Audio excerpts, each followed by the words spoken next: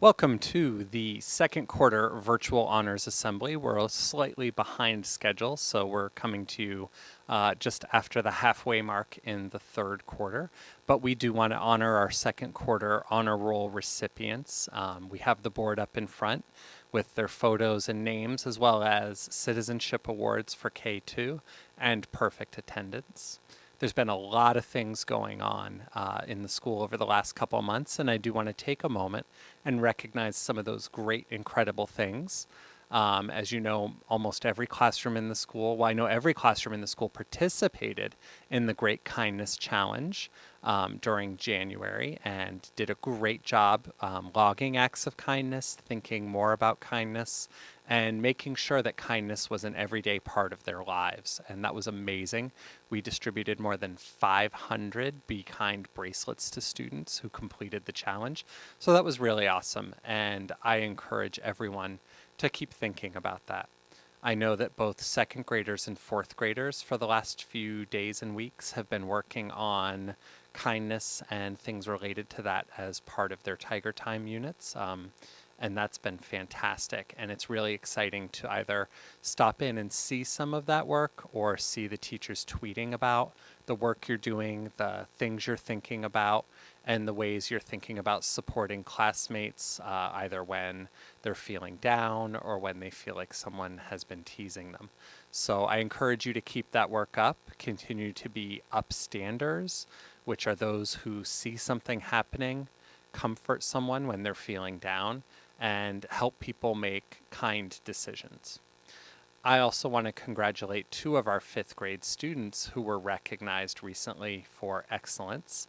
I had the pleasure of accompanying fifth grader Enrique and his family to the board meeting of the Arlington Public Schools School Board, where he was recognized for his second place visual arts entry in the Martin Luther King Visual and Literary Arts Contest. So he came in second place for third, fourth, and fifth graders across all Arlington schools. So in 23 different elementary schools, there were more than 1,000 entries, and his entry placed second. That was incredible. And we displayed his picture as well as other Barrett entries on the board in the front for a while there. Congratulations once again, Enrique. We also want to congratulate Miriam in fifth grade. She was our school's National Geographic Geography Bee champion. So she competed against fifth graders across the school, and I think fourth graders also competed. She came out in one of the top groups and actually won the top prize for Barrett. So she competed at the state level, and that was very, very exciting. We'll be honoring Miriam for that in our end of year awards assembly. So congratulations, Miriam, on your National Geographic Geography Bee top place Barrett finish. We have some great other things that have been happening. In just a few minutes, you will see some third graders who are talking to you about goals they've set.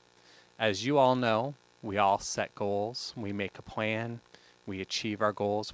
If our first plan doesn't work, we revise that plan, and then we set a new plan in place. We achieve that goal. And what's really exciting about these third graders is they have a new plan now that they've met a goal. So watch for that. And after we've heard from our third graders, we're going to show you the slideshow of our honor roll recipients. So get excited. We've got a great show for you with our virtual honors assembly. And we'll be looking for students to feature in the third quarter. So take a moment, reflect on the goals you've set for yourself, academic goals, goals for other things you participate in here at school or in the community, and be ready to tell us, hey, I set this goal. It looked like I was going to meet it. Something didn't go the way I expected. I changed my plan a little bit, but I met my goal. And we'll be maybe interviewing you next quarter in the honors assembly. Sit back, relax, and enjoy the assembly. Where we're going to talk to some of our students who set goals during the second quarter and put in some good work and have achieved those goals. So I have two third graders here with me, Afreen and Melvin, and we're going to hear a little bit from them about goals they set, how they did, and what they're doing next. Afreen, why don't we start with you? Tell us, what kind of goal did you set for yourself in the second quarter? To be working hard in school and doing better goals. Okay, so working hard in school, was there one particular area you were focused on that you wanted to improve? Math. Math goal. Excellent, excellent. How did you decide, hey, I'm going to focus on math. I want to do well here?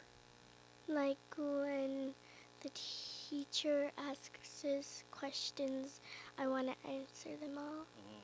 So you were sitting in class and you thought, hey, I want to be able to answer all these questions. So did you make a plan? Like, what did you do to get better in math?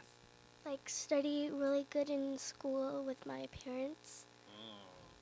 You went to your parents for help. You studied hard at school and at home. Were there specific things you did as part of that studying?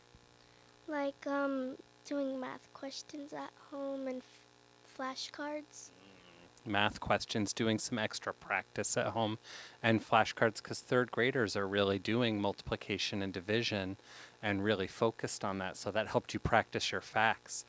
How did you know along the way, this is working? I'm making progress. I'm going to meet my goal. What things told you that your hard work was paying off? Because when I was in school, I used to pay attention to the teacher and work hard. Well, those are definitely strategies you used that work. Did you, what told you, hey, this is working and I'm getting better? Was there something that let you know I'm going to meet my goal? Um, like um, like doing like answering questions. You had told me a little earlier about how you would be in class and the teacher would ask the class a question and you were like, I know the answer, and you could raise your hand and you were answering them correctly. You noticed that you were able to do that a lot. That's so awesome. Do you have a new goal for third quarter now that you met your second quarter goal? To work hard in all the subjects that the teacher teaches. So now your goal is, hey, I've got this math down. I'm doing great in math. I'm going to expand that and make sure I'm doing my best in all areas. That is awesome. Good job, Afreen. And Melvin, let's hear a little bit from you. You set a goal for second quarter too. What was that goal? Being good at soccer. Ooh, a sports goal. What made you choose soccer? Why did you decide you wanted to improve your soccer skills? Soccer is my first favorite sport. Okay. It's a lot of people. A lot of people at Barrett love soccer the best. Cool. So you chose, I'm going to really focus on my soccer skills. I want to get really, really good at this. Did you make a plan? Like, what did you do so you could improve in soccer? Practicing at home. Are there kids at home by where you live that play a lot? Yeah. Yeah. And did you play at recess also? No. No? Okay. That's okay because we can still do that at recess too. So you probably spent a little extra time playing soccer. How did you know whether all that extra soccer playing was paying off? How did you know this is working and I'm going to achieve my goal? Well, um, like sometimes when I'm playing with my friends, sometimes I make goals. So you saw, hey, I'm kicking more goals when I'm playing soccer. Anything else? Uh, Further away, What do you mean? I can kick the ball further. You kick the ball further, and I think you told me you're finding that when you kick the ball further away from the goal, you're making goals. So you notice playing extra soccer, putting in that extra practice time really paid off and it helped you score more goals. So you met your soccer goal. And now that you've met that goal, do you have a goal you're working on for third quarter? Learning more about when I grow up, I'm gonna have a job.